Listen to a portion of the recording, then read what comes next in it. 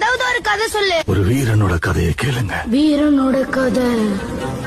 சூத்திரதாரியின் சூதனை எரித்து அகங்காரனின் நெஞ்சை கிழித்து மாயாசுரனை நிர்மூலமாக்கும் துரையாய் நொந்து வெந்தவரின் பரவசத்தை சுமந்து வந்தாள் ஒரு மகாதா.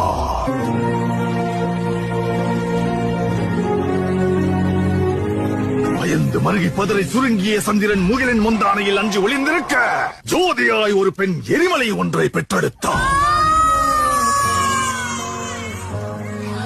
எரியும் தீயினில் பொழியும் மழை போல் சாவின் வீட்டினில் காலனை வென்றவன். ஆணவத்திற்கு எதிராய் கிளர்ச்சி ரூபத்தில் லங்கேஸ்வரனுக்கு எதிராய் வெள்ளேந்தி நின்றார். எரியும் ஜமதக்னி கோபத்தை மீறி சர்வமும் தான் என்ற பரமனை வினவினார். வேட்டைக்காரரை வேட்டையாட ரணவேட்டையனாய் வந்தார்.